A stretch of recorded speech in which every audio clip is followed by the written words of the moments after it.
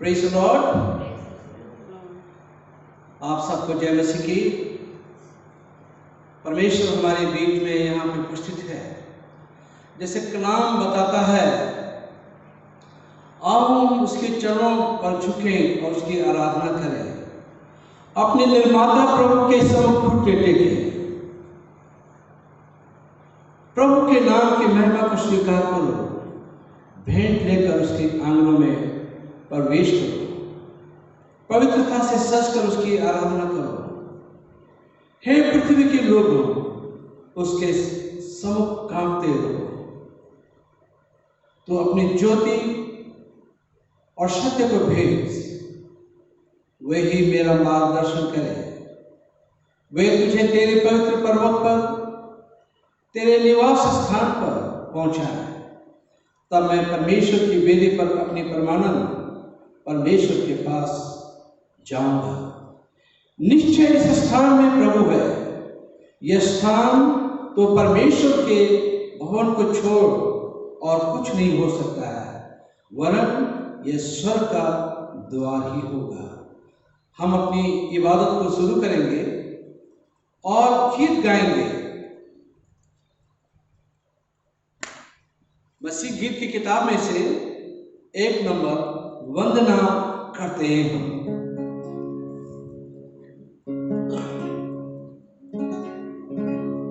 आप लोग जो सुन रहे हैं, आप लोग भी मेरे साथ गा सकते हैं। जो फेसबुक लाइव देख रहे हैं, मेरे साथ गा सकते हैं। वंदना करते हैं हम, वंदना करते हैं हम, हृदय को तेरे सामने लाकर रखते हैं हम। वंदना करते हैं हम, वंदना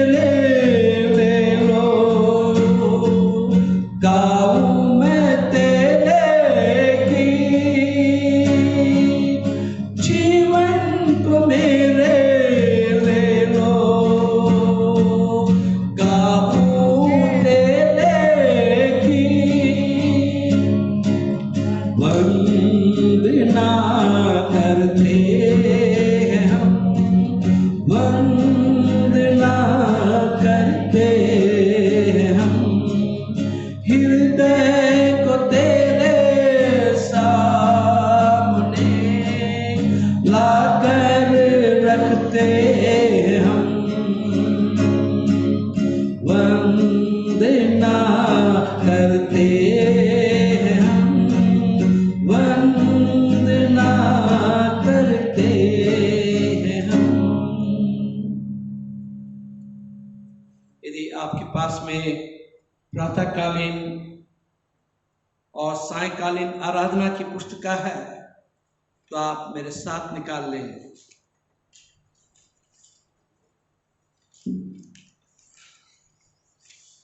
मेरे साथ निकाल लें पेज नंबर 5।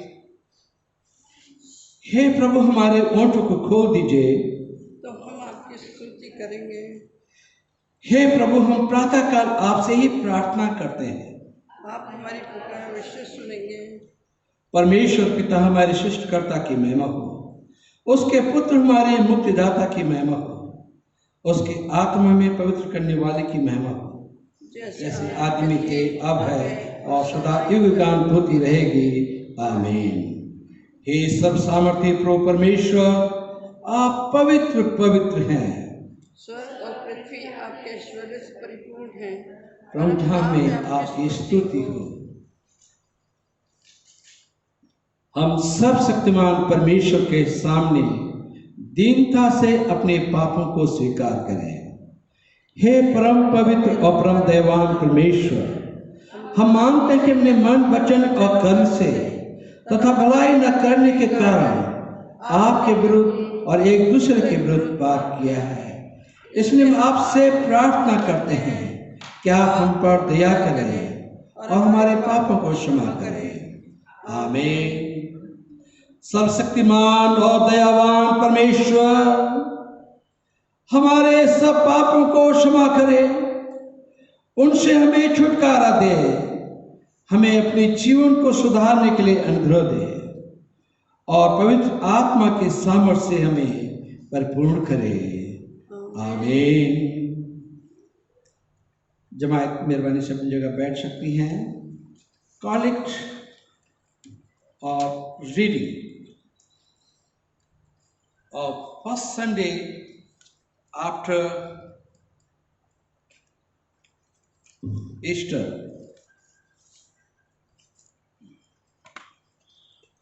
हम प्रार्थना करेंगे। हे परमेश्वर, आपके धन्य पुत्र प्रभु यीशु ने अपनी मृत्यु से मृत्यु की शक्ति को नष्ट किया और आपने फिर जी उठने से हमारे लिए शाश्वत जीवन की आशा की पुनः स्थापना की। वर दीजिए कि हम जिन्होंने इस आनंदमय आशा के साथ नया जन्म पाया है, उनकी शांति में बने रहें और संसार में मृत्यु पर विजय को प्रकट करें। उन्हीं के द्वारा जो आपके और पवित्र आत्मा के साथ एक परमेश्वर हैं और अब तथा सदा सर्वदा जीवित और राज्य करते हैं। आमीन। आज फर्स्ट संडे आफ्टर ईस्टर है और आज की जो थीम है वो ये है, प्रभु यीशु के पुनरुत्थान के माध्यम से हमें आनंद और शांति, सामर्थ और नया जीवन दिया गया है। हम एक दो प्रेज एंड वर्शिप के कोरसेस को गाएंगे।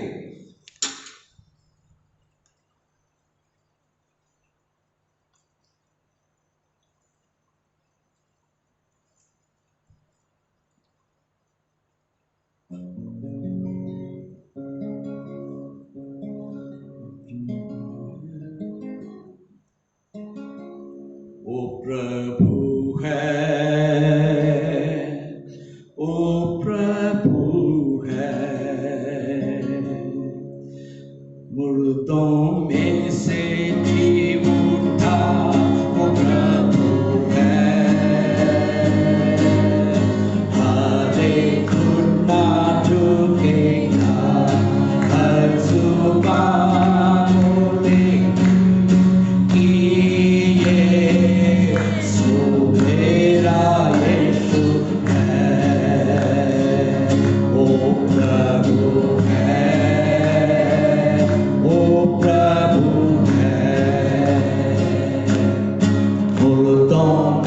से जी उठा वो प्रभु है,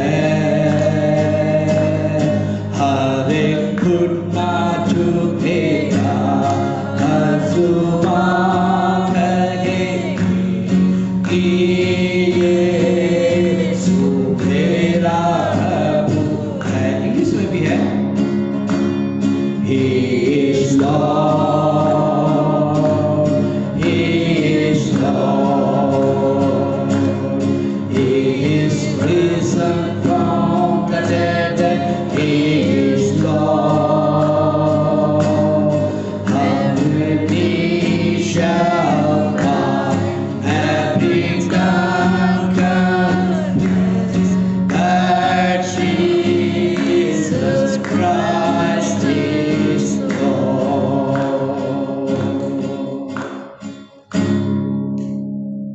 One more chorus. He is here, He is here. No doubt, presence of our God is here. हमारा परमेश्वर इस जगह पे है, और आप जहाँ पे भी बैठे हुए हैं अपने परिवारों में, परमेश्वर की उपस्थिति आपके साथ भी है। और यदि आपको आता है तो आप इस कोरस को गा सकते हैं। He is here, He is here, He is moving among us. He is here, He is here, as we gather in His name. He is here, He is here, and He wants to work around us today and today and forevermore the same.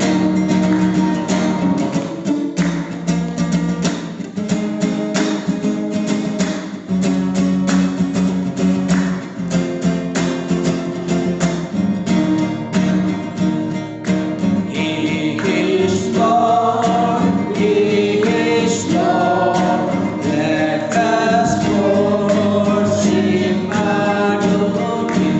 He is Lord, He is Lord, as we gather in His name. He is Lord, He is Lord, let us praise and adore Him, yesterday and today and forevermore the same. जमात मेहरबानी से जगह बैठ जाए।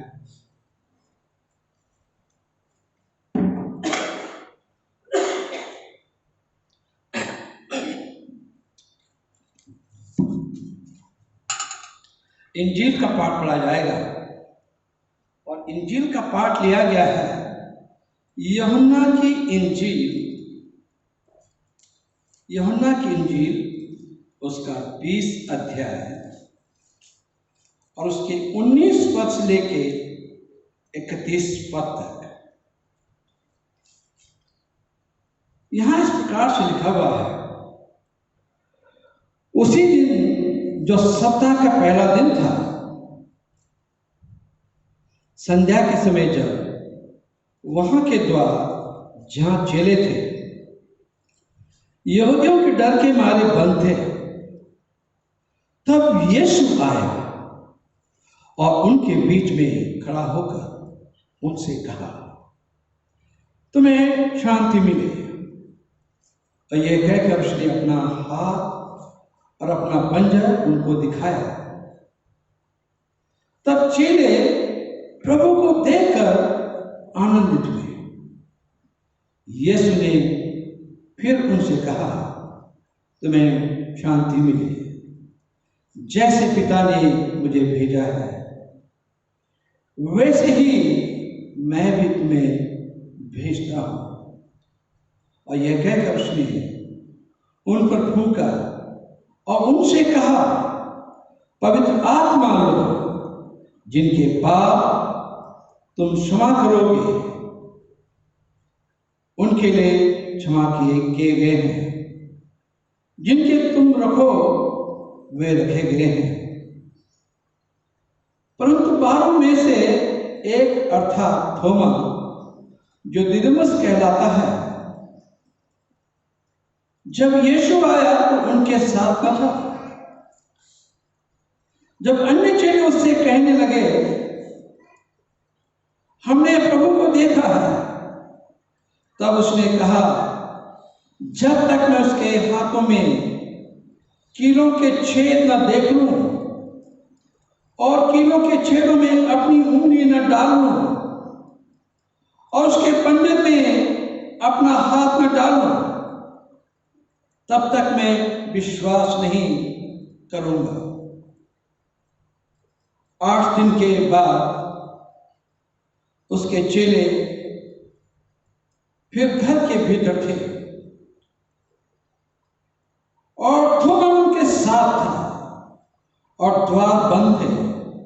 तब यीशु आया और उनके बीच में खड़ा होकर कहा, तुम्हें शांति मिले। तब उसने थोमा से कहा, अपनी उंगली यहां लाकर मेरे हाथों को देख और अपना हाथ लाकर मेरे पंजर में डाल, और अविश्वासी नहीं परंतु विश्वासी हो। यह सुनकर थोमा ने उत्तर दिया, हे मेरे प्रभु, हे मेरे परमेश्वर। यीशु ने उससे कहा, तूने मुझे देखा है, क्या इसलिए विश्वास किया है? धन्य है वे जिन्होंने बिना देखे विश्वास किया। यीशु ने और भी बहुत से चिन्ह चेलों के सामने दिखाए जो इस पुस्तक में नहीं लिखे नहीं गए, परंतु ये इसलिए लिखे गए हैं कि तुम विश्वास करो कि यीशु ही परमेश्वर का पुत्र मसीह है, और विश्वास करके उसके नाम से जीवन पाओ। हम प्रार्थना करेंगे। अनुग्रहकारी पिता परमेश्वर, हम धन्यवाद देना चाहते हैं। आपने कहा पुनरुत्थान और जीवन मैं हूं, और जो कोई मुझ पर विश्वास करता है वो मर भी जाए तो भी जिंदा रहेगा। हम धन्यवाद देना चाहते पिता, आपने ये करके दिखाया। आप मरे और जी उठे और अपने चेलों को दिखाई दिए और कई लोगों को दिखाई दिए, और आपने कई मौजे किए, कई आश्चर्य कर्म किए। हम हृदय से प्रभु आपके भारी हैं।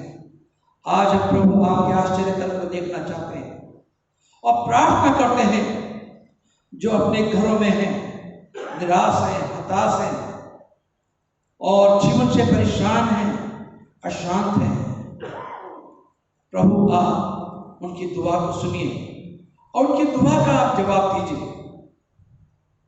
जो उनकी जरूरतें हैं मेरे प्रभु, आज अपनी स्वर्गीय खजाने से प्रभु पूरा कर दें। और कोरोना वायरस की वजह से लोग डरे और सहमे हुए अपने घरों में हैं। प्रभु हमारे कलीसिया को और हमारे मुल्क को और पूरी दुनिया को इससे आप मुक्त कीजिए। इस दुआ को सुना कबूल कर आपके बेटे प्रभु यीशु के नाम से मांगते हैं, आमीन।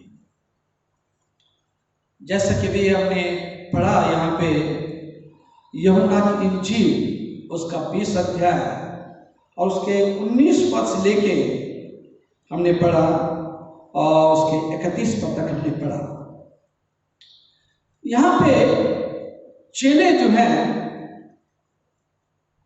उस कमरे में, उस जगह पे बराबर मिल रहे थे जहां पे उन्होंने अपने प्रभु के साथ लास्ट सफर किया था। उस जगह पे वे लोग मिल रहे थे और प्रार्थना कर रहे थे, और ये लोग डरे हुए थे। उन्हें डर इस बात का था कि पहले उन्होंने यीशु को सलीब दी और वो जानते थे कि उनके हृदय में यीशु के लिए कितनी कड़वाहट थी, और उस कड़वाहट की वजह से उन्होंने यीशु को सलीब पे चढ़ा दिया था। उसके बाद हम देखते हैं कि चेलों के लिए भी उनके मन में बहुत ज्यादा कड़वाहट थी, और वो नहीं चाहते थे कि कोई यीशु नाम में कोई मौजज़ा हो, कोई आश्चर्य कर्म हो और लोग यीशु में विश्वास करें। इसलिए उनके अंदर में ये जहर भरा हुआ था। फिर हम यहां पे देखते हैं उन्हें मालूम था कि अगर जैसे उन्होंने यीशु को पकड़वाया, अब हो सकता है कि अब हमारा समय आ जाए और हमें भी जो है ये सनहेड्रिन के लोग जो थे, ये फरीसी जो थे, याजक जो थे, ये सारे लोग कहीं उनको भी ना पकड़वा लें, अरेस्ट कर लें। और इसलिए वो लोग डरे हुए थे, कमरे में बैठे हुए थे और प्रार्थना कर रहे थे। और जैसे कि वो कमरे में बैठे हुए थे, एकदम से वहां पे प्रभु यीशु मसीह जो है दरवाजे के अंदर प्रवेश करता है। हालांकि दरवाजा बंद था और चेले जो थे एक एक दरवाजे में एक एक नोक जो होती थी बहुत केयरफुल रहते थे और बड़ी मुश्किल से दरवाजे को खोलते थे, क्योंकि उन्हें मालूम था कि कहीं लोग ना आ जाए, सनहेड्रिन के लोग ना आ जाए, सिपाही लोग ना आ जाए और उन्हें अरेस्ट ना कर लें। इसलिए वो चुपचाप से बड़े केयरफुल थे और बड़ी मुश्किल से वो दरवाजा खोलते थे। फिर एकदम से पाते हैं कि प्रभु यीशु आते हैं और एकदम से जो वहां की ग्रीटिंग थी, सलाम था, वो कहते हैं पीस बी टू यू, तुम्हें शांति मिले। और इसका मतलब होता है, it means far more than, इससे भी ज्यादा इसका मतलब है, इसका मतलब है may you be save from trouble, परेशानियों से आप लोग बच जाएं। इसका मतलब ये भी था, it means may God give you everything, all good thing, परमेश्वर आपको वो तमाम अच्छी वस्तुएं दे जो तुम्हें चाहिए। और आज मेरी प्रार्थना है, आज मैं कह रहा हूं पीस बी टू यू, आप सबको शांति मिले। इसका मतलब है, मेरी प्रार्थना है परमेश्वर आपकी सारी समस्याओं को दूर करे और जो आपकी जरूरतें हैं परमेश्वर आपको आपकी सारी जरूरतें पूरी करे। और परमेश्वर किसी भी भली वस्तु की कमी अपने लोगों को नहीं होने देता है। और अक्सर हम ये शांत अभिवादन करते हैं, जब हम यूकरिस्ट, जब हम प्रभु भोज को लेते हैं, तो अक्सर ये लिटर्जी में हमारे है पीस बी टू यू। इसका मतलब है हम जब एक दूसरे को ग्रीट करते हैं, इसका मतलब है परमेश्वर तुम्हें तुम्हारी सारी समस्याओं को दूर करे और आपकी हर जरूरतों को पूरा करे। इसका मतलब यही है। तो प्रभु यीशु मसीह ने यही कहा, पीस बी टू यू। फिर यीशु ने क्या किया, अपने चेलों को उसने कमीशन किया और क्या कहा, go all over the world and preach the gospel. Commission, जब कोई एमडी भी होते हैं या आईएएस के लिए जाते हैं और किसी भी नौकरी के लिए जाते हैं तो उन्हें कमीशन किया जाता है।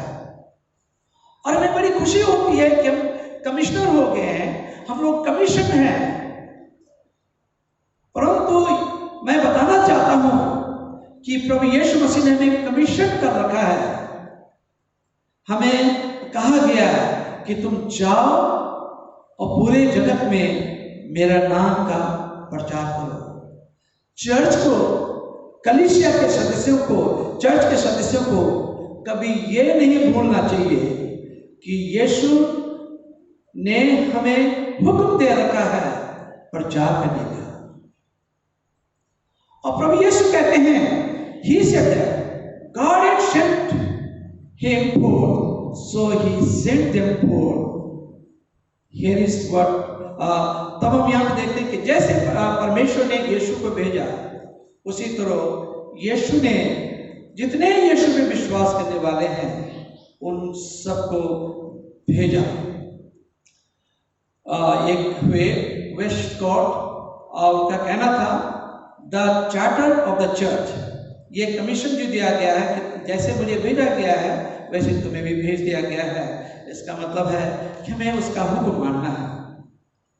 इसका मतलब है यीशु को कलीसिया की जरूरत है, यीशु को कलीसिया की जरूरत है। और इसीलिए पौलुस कहता है, इफिसियों की पत्री उसका पहला अध्याय है, उसके 23 पद में इस प्रकार से लिखा हुआ है। इफिसियों की पत्री उसका पहला अध्याय और उसके 23 पद में कि हम लोग जो है प्रभु यीशु के देह हैं।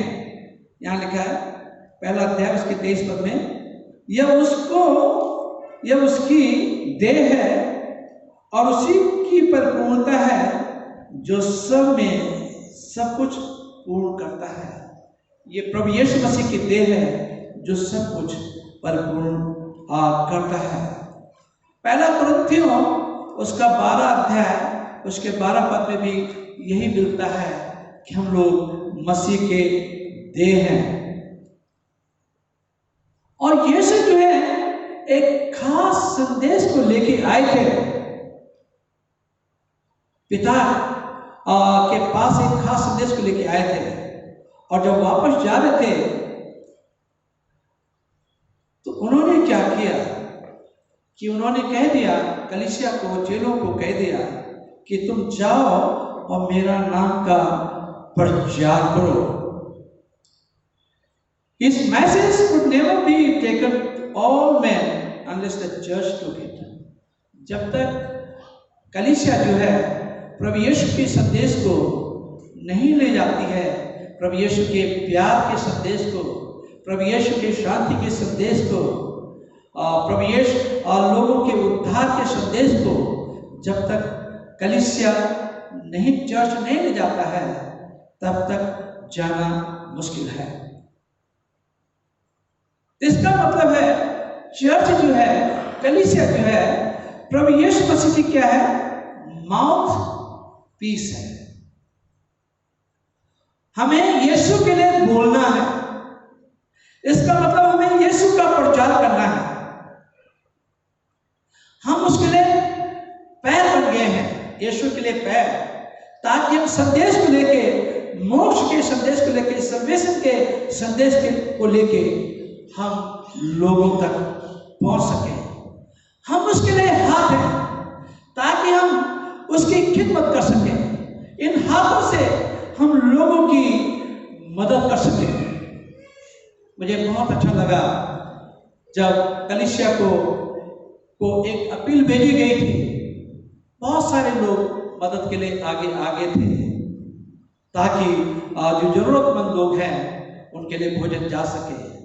तो हमें कलीसिया के लिए हाथ बनना है, यीशु के लिए हाथ बनना है, यीशु के लिए पैर बनना है और यीशु के लिए हमें माउथ पीस बनना है, मुंह बनना है, ताकि हम यीशु के बारे में, यीशु के प्यार के बारे में हम लोगों को बता सकें। Therefore, the first thing this means is that Jesus depended on his church. इसका मतलब है कि यीशु जो है अपनी सेवा के काम के लिए कलीसिया पे निर्भर है। वो चाहते हैं कि जो उसने हुक्म दिया है वो कलीसिया पूरी करे। वो चाहे फरिश्तों से करवा सकता है, परंतु नहीं, जो उसे प्यार करते हैं, जो कलीसिया उन्हें प्यार करती हैं, जिसके लिए उन्होंने अपनी जान दी, सलीब पे अपनी जान दी, जिनकी वजह से उन्होंने अपना लहू बहाया, वो चाहते हैं कि जो उसमें विश्वास करने वाले लोग हैं उनकी उनका कहना माने, उनकी आज्ञा को माने। और इसका मतलब है बिना यीशु के चर्च भी कुछ नहीं कर सकता है। चर्च भी जो है यीशु पे डिपेंडेंट है, चर्च भी जो है यीशु पे डिपेंडेंट है।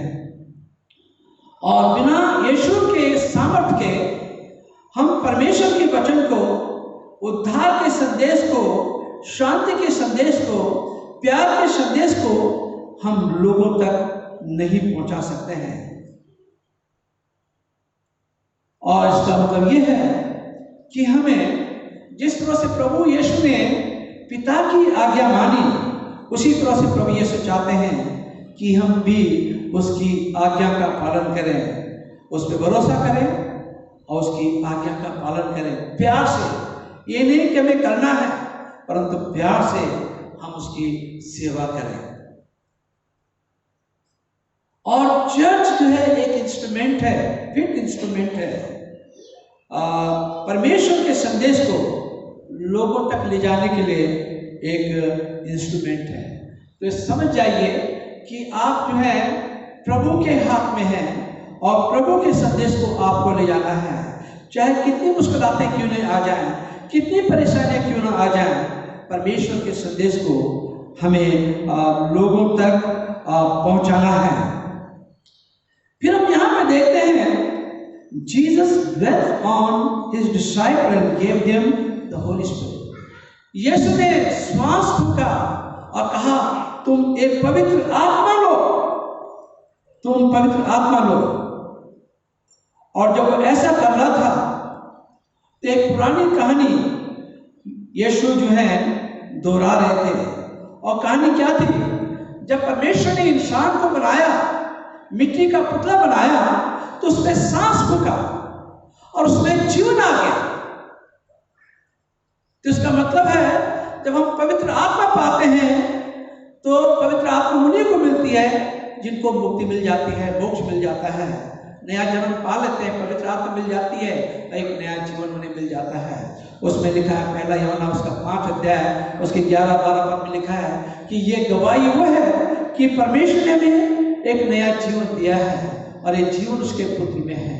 जिसके पास परमेश्वर का पुत्र यीशु है उसके पास जीवन भी है, और जिसके पास परमेश्वर का पुत्र यीशु नहीं है उसके पास जीवन भी नहीं है। हम देखते हैं एक और बात जो है यीशु यहाँ पे बताना मांग रहे थे, वो चाह रहे थे कि हम जो है पुराने नियम को भी याद करें। उसमें क्या लिखा हुआ है? एजकियेल की किताब उसका 37 अध्याय और उसके 9 पद से चंद आयतें मैं पढ़ूंगा। तब उसने मुझसे कहा, हे मनुष्य के संतान, सांस से भविष्यवाणी कर और सांस से भविष्यवाणी करके कह, हे सांस, परमेश्वर यहोवा यूं कहता है, चारों दिशाओं से आकर इन घात के वेल में समा जा कि ये जी उठे। उसकी इस आज्ञा के अनुसार मैंने भविष्यवाणी की, तब सांस उनमें आ गई और वो जीकर अपने पांव के बल खड़े हो गए और एक बहुत बड़ी सेना हो गई। फिर उसने मुझसे कहा, हे मनुष्य के संतान, ये हड्डियां इजराइल के सारे घराने की उपमा है। वे कहते हैं कि हमारी हड्डियां सूख गई और हमारी आशा जाती रही, हम पूरी रीत से घट चुके हैं। तो कहने का मतलब है यीशु जो है हड्डियों में सांस फूंक के उनके अंदर में लहू और मांस बना सकते हैं। जब वो हड्डियों को जीवन दे सकते हैं, सूखी हड्डियों को जीवन दे सकते हैं, एक मिट्टी को वो जीवन दे सकते हैं, तो जो उस पर विश्वास करते हैं, क्या उन्हें वो अनंत जीवन नहीं देगा? क्या उन्हें वो पवित्र आत्मा नहीं देगा? और ये कारण है कि जब यीशु ने सांस फूंका तो उन्हें पवित्र आत्मा मिली। और वो गए और पूरी दुनिया में उन्होंने प्रचार किया। चेलों ने दुनिया को ऊपर से नीचे कर दिया। उन 12 चेलों ने जो मामूली चेले थे, फिशरमैन थे और गरीब लोग थे, परंतु यीशु ने उन लोगों को चुना। और गरीबों को इसलिए चुना, छोटे लोगों को इसलिए चुना ताकि कोई घमंड न कर सके कि मैंने अपनी सामर्थ से इतना बड़ा काम किया है, मैंने अपनी अकल से इतना बड़ा काम किया है। इसीलिए परमेश्वर ने, यीशु ने दुनिया के मूर्खों को इसलिए चुना ताकि दुनिया के ज्ञान वालों को लज्जित कर सके। मूर्खों को इसलिए चुना ताकि वो ज्ञान वालों को लज्जित कर सके। ये परमेश्वर का तरीका है अपनी सेवा में इस्तेमाल करने का। फिर हम यहाँ पे देखते हैं एक और घटना घटी। फिर यहाँ पे जब यीशु इसके अंदर थे, अपने चेलों से मिल रहे थे, तो एक और घटना घट गई। और घटना क्या थी? थॉमस के बारे में। थॉमस नहीं था वहां पे और उसने विश्वास ही नहीं किया कि यीशु जी उठे। अब जब यीशु उसने कहा तो फिर यीशु फिर उनके पास में मिलने के लिए आया और तब उसने यीशु ने थॉमस से कहा, तो मेरे हाथ को देख ले थॉमस, मेरे पैरों को देख ले, मेरे पसली को देख ले, मेरे सर को देख ले, घाव देख ले, मेरे कोड़ों के निशानों को देख ले, मेरे हाथों में कीलों के निशान को देख ले, मेरे पैरों में कीलों के निशान देख ले कि मैंने तेरे लिए अपनी जान दी है। और वो देखता है और तब विश्वास करता है, कहता है कि मेरे प्रभु, मेरे परमेश्वर। और तब यीशु कहते हैं, हे थॉमस, तूने मुझ पे इसलिए विश्वास किया है कि तूने मुझे देखा है, परंतु मुबारक है वो लोग जिन्होंने मुझे नहीं देखा फिर भी मुझ पे विश्वास करते हैं। तो जितने सुन रहे हैं आज इस फेसबुक के जरिए और जितने यहाँ पे भी हैं, उन सब के लिए संदेश है कि हम लोग ज्यादा मुबारक हैं, क्योंकि यीशु को अपने आंखों से नहीं देखा। हम अनुभव तो कर सकते हैं परंतु अपनी आंखों से अपने यीशु को नहीं देखा। और हम लोग जो है ज्यादा मुबारक हैं, ज्यादा धन्य हैं। तो यीशु कहते हैं, मुबारक हैं वो लोग जिन्होंने मुझे नहीं देखा और फिर भी मुझ पे विश्वास किया। और जब थॉमस ने विश्वास किया प्रभु यीशु मसीह पे, जानते क्या हुआ? उसके लिए चिट्ठी पड़ी थी और कौन किस देश में जाएगा, कौन किस कॉन्टिनेंट में जाएगा, कौन महाद्वीप में जाएगा। और थॉमस के लिए आया था भारत में आने के लिए, पर थॉमस ने मना कर दिया कि मैं यहूदी हूं, मैं भारत देश में कैसे जा सकता हूं, वहां की भाषा नहीं जानता हूं मैं। और प्रभु यीशु मसीह ने एक और काम किया। अब देख लीजिए, अगर हम यीशु का कहना नहीं मानते हैं तो यीशु कुछ भी कर सकते हैं। जब हमारी भाषा में कहावत है, जब घी सीधी उंगली से नहीं निकलती है तो उंगली को टेढ़ा करना पड़ता है।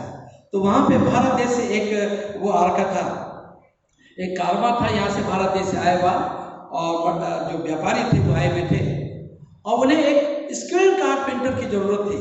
परंतु ये जो था थॉमस जो था कारपेंटर था। और यीशु जो है कहते हैं कि मेरे पास एक गुलाम है, उसे खरीद लो। उन्होंने एग्रीमेंट बनाया, बाकायदा एग्रीमेंट बनाया और उसे बेच दिया। और जब थॉमस ने देखा कि मुझे बेच दिया, मेरे परमेश्वर ने मुझे बेच दिया, तो वो भारत आते हैं, एक राजा था यहाँ पे गोंडा फरस, और यहाँ पे उन्होंने प्रचार किया।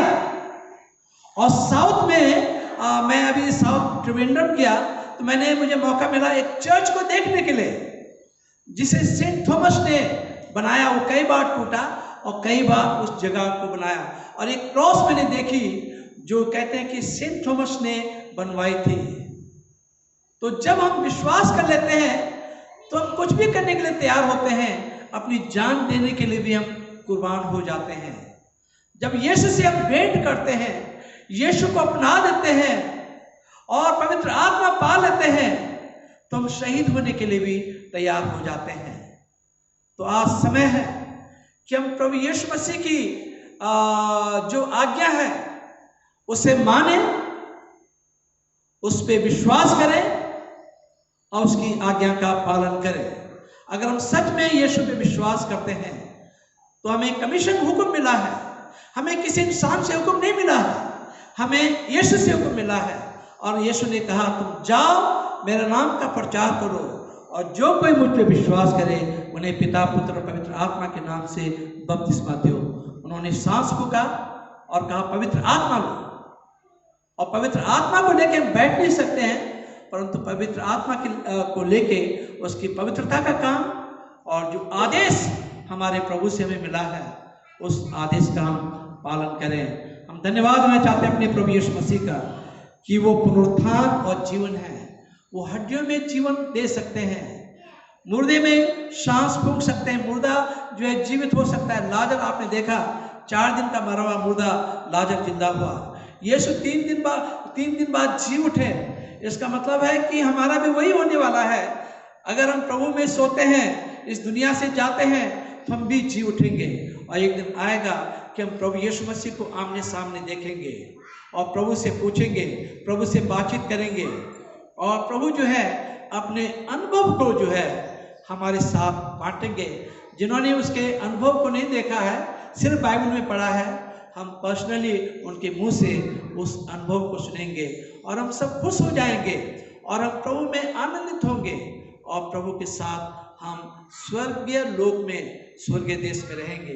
वहां न रोना, न तड़पना, न भूख, न प्यास, और हमेशा काल के लिए हम उसके साथ रहेंगे। यह पुनरुत्थान की सामर्थ्य है। यीशु जी उठे हैं और जो प्रभु में सोते हैं, यीशु पे विश्वास करते हैं, वो भी जी उठेंगे। परमेश्वर आप सबको आशीषित करें। हम प्रार्थना करेंगे। हमारे प्यार करने वाले प्रभु यीशु, हम इस समय आपके कदमों में आते हैं। हृदय से प्रभु आपका धन्यवाद देना चाहते हैं। आप पुनरुत्थान और जीवन है। आपने मिट्टी की पुतली में सांस फूंका और वो आदम बन गया, इंसान बन गया। आपने हड्डियों में सांस फूंकी और वो चलने लगे, उनके अंदर मांस और लहू आ गया। हम धन्यवाद देना चाहते हैं कि आप हमारे वो सामर्थ्य परमेश्वर है। दुनिया तो विश्वास नहीं कर सकती है, साइंस ये विश्वास नहीं करती है। साइंस का मानना है कि man is outcome of amoeba, परंतु हम धन्यवाद देना चाहते हैं कि कलाम हमें बताता है कि परमेश्वर ने सांस फूंका और इंसान बन गया। परमेश्वर हड्डियों में सांस फूंकता है, वो इंसान बन जाते हैं। परमेश्वर जो है मुर्दों को जिंदा कर देता है। तो हम हृदय से धन्यवाद देना चाहते हैं कि आप पुनरुत्थान और जीवन है, और जो कोई आप पे विश्वास करता है वो मर भी जाए तो भी जिंदा रहेगा। प्रभु, आज हम प्रार्थना करते हैं खास करके उन लोगों के लिए जहां ये कोविड-19 का डर समाया हुआ है, कोरोना वायरस का डर समाया हुआ है। लोग उसी तरह से, जिस तरह से चेले जो है अपने घरों में, अपने घर में उस कोठरी में दुबके हुए थे डर के मारे, उसी तरह से वो भी हालात आज पूरी दुनिया की हो गई है। अपने घरों में बाहर नहीं निकल सकते हैं। मेरे प्रभु, इस डर को आप खत्म कर सकते हैं। और जो डर है, उस डर को यीशु नासरी तेरे नाम से डांट देते हैं। यह वायरस जो है, कोरोना वायरस, यह हमेशा के लिए इस पृथ्वी से दूर हो जाए। और जो केसेस बढ़ रहे हैं वो बिल्कुल वाइंड अप हो जाए और वो लोग चंगाई को प्राप्त कर लें। जिनके घरों में ट्रेजेडीज हुई हैं, उनके खानदान को आप तसल्ली दें। प्रभु, हम प्रार्थना करते हैं उन लोगों के लिए जो हमारे चर्च के सदस्य हैं, बीमार हैं। आप उन्हें चंगाई दें, खास करके जो बहुत ही सीरियस हैं, मिस्टर जेम्स बरकत मसीह, मिसिस इकबाल मसीह। और प्रभु, हम प्रार्थना करते हैं उन बुजुर्गों के लिए जो हमारी कलीसिया में बुजुर्ग हैं। प्रभु, आप उनके साथ रहिए। जो बीमार हैं उन्हें चंगाई दे दीजिए। प्रभु, हम प्रार्थना करते हैं और भी जो बीमारी से पीड़ित हैं और कहीं हॉस्पिटलाइज भी नहीं हो सकते हैं, ऐसे समय में प्रभु आप ही उनकी दुआ को सुन सकते हैं और आप ही दुआ का जवाब भी दे सकते हैं, उन्हें चंगाई दे सकते हैं। प्रभु हम राकेश की मम्मी के लिए प्रभु प्रार्थना करते हैं, जबकि वो बहुत परेशान हो रहे हैं कि अपनी मम्मी को कैसे देखें। प्रभु आप उन्हें चंगाई दें। मिसेस सरोज सिंह के लिए प्रार्थना करते हैं, आप उन्हें चंगाई दें। और भी जो हमारे कलीसिया में बीमार हैं, किसी भी प्रकार की बीमारी है उससे पीड़ित हैं, किसी भी कमजोरी से पीड़ित हैं, उनकी बीमारी को ठीक करें। प्रभु प्रार्थना करते हैं उन लोगों के लिए जो आज के दिन में जरूरत में है, आप उनकी जरूरत को पूरा करें। हम प्रभु प्रार्थना करते हैं उन लोगों के लिए जिनके पास खाना नहीं है। हम धन्यवाद देना चाहते पिता, अपने उन महान, उन अच्छे लोगों के लिए जो ऐसे समय में ऐसे लोगों की मदद कर रहे हैं। हमारे पुलिस डिपार्टमेंट, मेडिकल डिपार्टमेंट और हमारे भारत देश के जो लीडर्स हैं, प्रधानमंत्री जी और जो चीफ मिनिस्टर्स हैं और तमाम जितने हाकिम हैं, वो लोगों की मदद के लिए आगे आए हैं। प्रभु आप उन सब के साथ हो, उन सबको प्रभु आप आशीषित करें।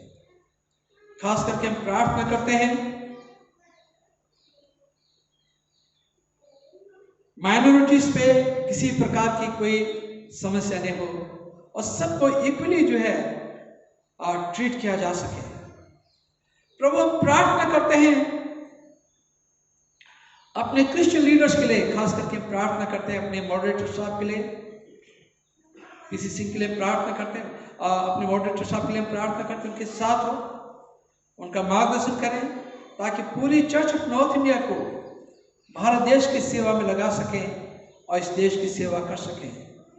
जितने प्रेस्बिटर्स हैं विभिन्न डायसिस में, जितने बिशप्स हैं विभिन्न डायसिस में, प्रभु उन सब के साथ हो। यदि कोई जरूरत में है उनकी जरूरत को पूरा करें, यदि कोई परेशानी में उनकी परेशानी का समाधान करें। प्रभु हम प्रार्थना करते हैं खास करके अपने बिशप साहब के लिए, डॉक्टर पीपी हाविल के लिए, प्रेम प्रकाश हाविल के लिए प्रभु प्रार्थना करते हैं। आप उनके भी साथ उन्हें प्रभु बड़ी बरकत दे, अपनी महिमा और अपने राज्य की बढ़ोतरी के लिए प्रभु ने इस्तेमाल करें और जो भी उन्हें रिसोर्सेज चाहिए प्यारे प्रभु उन रिसोर्सेज को प्रदान करें, उनकी हर जरूरत को पूरा करें, हर परेशानी को दूर करें और उनकी एबल लीडरशिप के अंडर में प्रभु ये पूरा हमारे आगरा डायसिस बहुत अच्छी तरह से चल सके। प्रभु हम प्रार्थना करते हैं अपने प्रेस्बिटर्स के लिए, हमारे एक एक प्रेस्बिटर्स के साथ हो। यदि कोई इस ऐसे मौके में कोई ज़रूरत में है उनकी ज़रूरत को पूरा करें, यदि कोई परेशान है उनकी परेशानी का समाधान करें मेरे प्रभु जी। हम प्रार्थना करते हैं विभिन्न कलीसियाओं के लिए, प्रभु उन सब के साथ हो, देहरादून में जो रहते हैं उन सब के साथ हो, उन सब को प्रभु आप आशीषित करें और अपने राज्य की बढ़ोतरी के लिए प्रभु इस्तेमाल करें। फिर से हम अपने चर्च को, मॉरिसन मेमोरियल चर्च को, अपने मॉरिसन मेमोरियल के चर्च के सदस्यों को प्रभु, अपनी पास्टेट कमेटी को, अपने बच्चों को, जवानों को, बुजुर्गों को, एक एक को प्रभु आपके हाथों में रखते हैं। एक एक को प्रभु आप आशीषित करें और सुरक्षा प्रदान करें। इस दुआ को सुनना कबूल कर आपके बेटे प्रभु यीशु के नाम से मांगते हैं, आमीन। हम प्रभु की प्रार्थना साथ मिलकर कहेंगे। आए हमारे बाप तुझे समान प्रिय है, तेरा नाम पाक माना जाए, तेरी बादशाह आए, तेरी बड़ी समान पूरी होती है जमीन पर भी हो।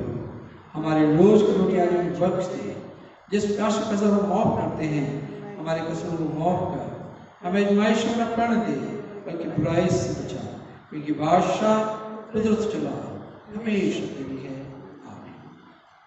पिता परमेश्वर का प्रेम, प्रभु यीशु का अनुग्रह और पवित्र आत्मा की सहभागिता विश्वास के साथ, खास करके हमारी मॉरिसन मेमोरियल चर्च के कलीसिया के साथ, हमारे तमाम सदस्यों के साथ, पूरे विश्वव्यापी कलीसिया के साथ आज से लेके हमेशा रहे, आमीन।